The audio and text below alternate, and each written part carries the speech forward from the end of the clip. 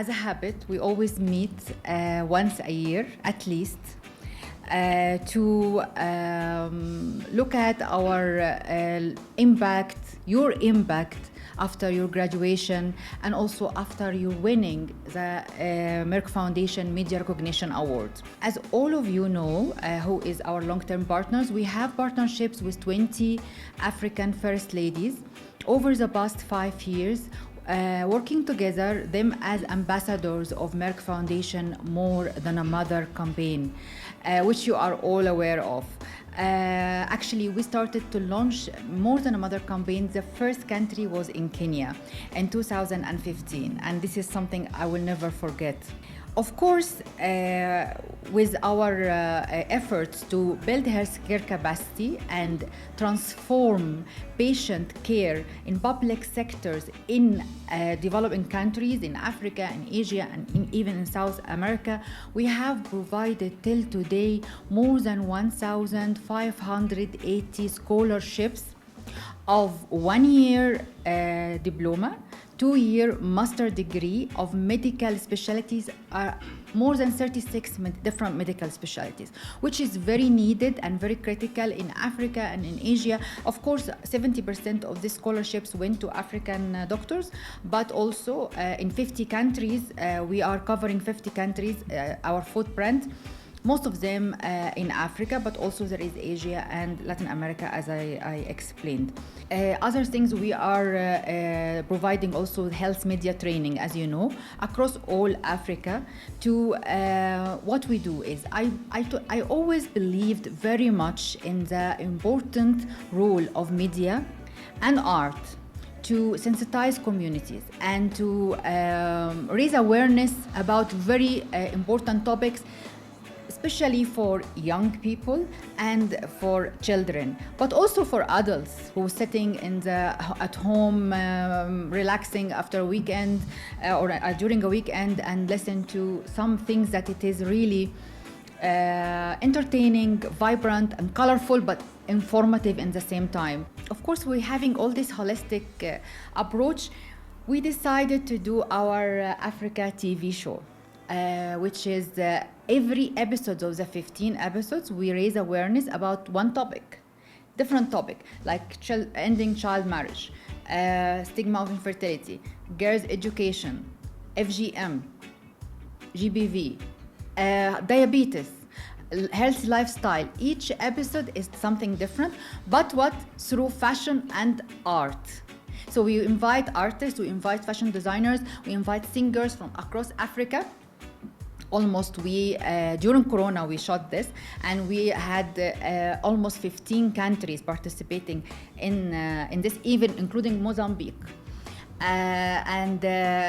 We play the songs, we talk about the issue, and we make a workshop of fashion, we create fashion together and so on. So it's very entertaining and attractive, but in the same time it has the message in the whole episode. On behalf of the Standard Group, Media and KTN specifically, we are happy to be in this partnership.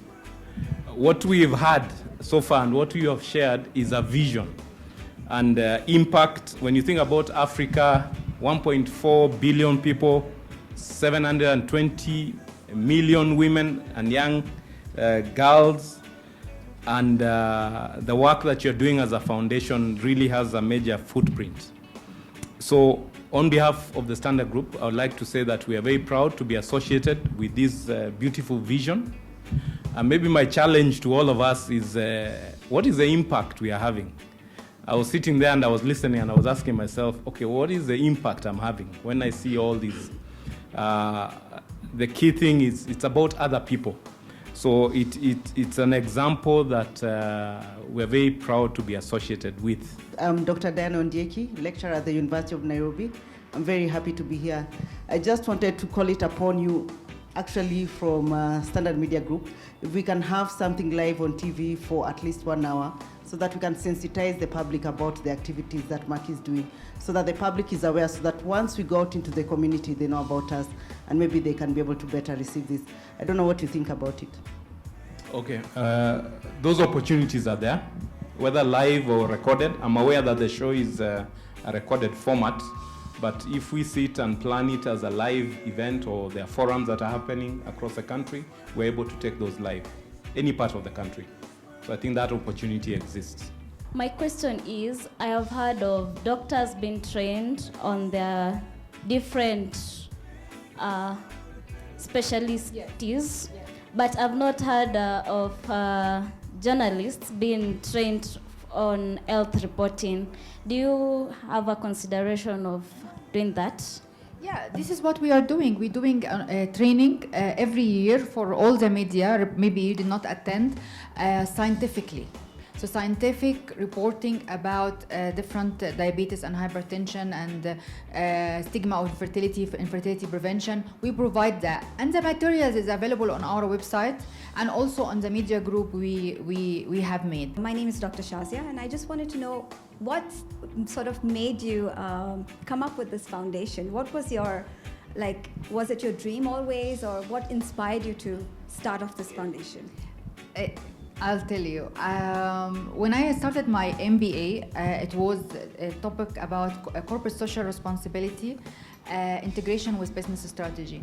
And I found out that there is a lot of, like now, for example, you're doing in standards, there's a lot of things we can do that it's in the heart of our specialty. Even if we are a commercial entity, we can do a lot of things that can improve the society and improve our citizenship in the field we are operating in. This was the beginning. And then when I started to come up with an idea of training doctors and building healthcare capacity, because I knew that there is a lack of specialty, lack of specialized doctor in many of our countries, and this is very important because health, I believe very much health and education is the only key for a good life. So I decided to do this program, and then I went to Merck family, who is the owner of Merck. Merck company is 360 years old, and the owners are family from 13 generation. So I work directly with the owners.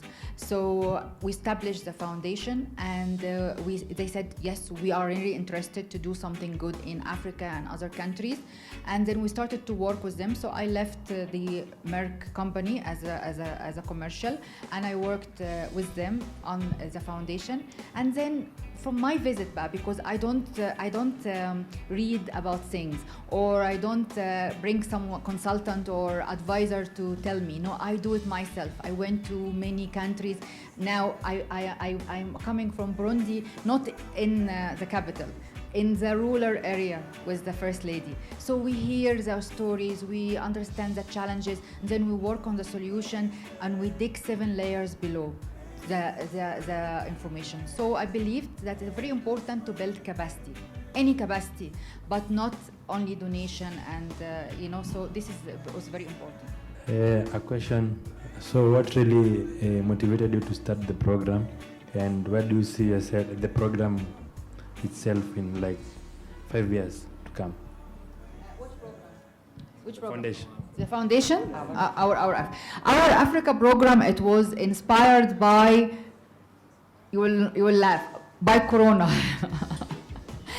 During Corona, we couldn't travel. I used when I started the foundation from 2012.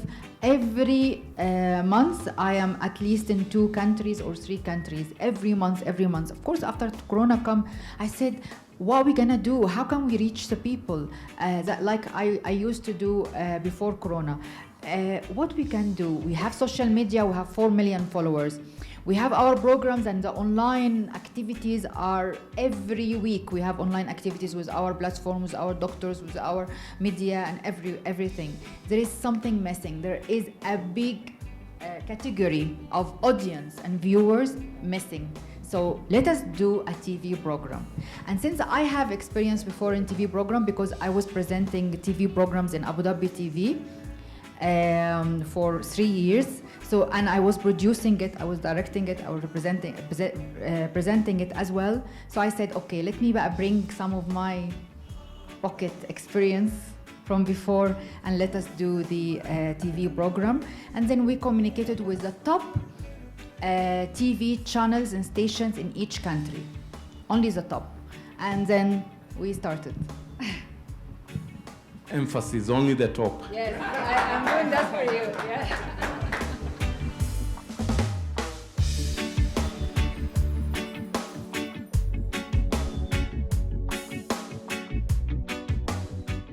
This was my first time to apply for these awards. I was inspired by Mass Tyra. I'm glad to receive this because I remember when I started doing health stories during Corona time, it was a bit difficult because I started doing stories with mothers who were unable to go to deliver in hospitals because of the Corona. And getting the award here, I say thank you. So what I was trying to communicate in my story was the stigma men undergo, because this man was telling us that even in their group, you know, in Ushago we have that kamkunji for men. No one invites them. And the worst is when during circumcision, you know, men are always cold.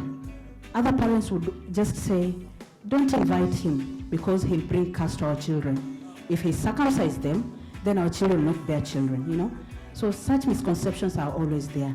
I'm very grateful that many of us tonight are being honored in our reporting on diabetes, more so because we've time and again heard about the importance of a good diet, but this is something that's easier said than done for many of us due to the social or economic implications, especially in managing diabetes.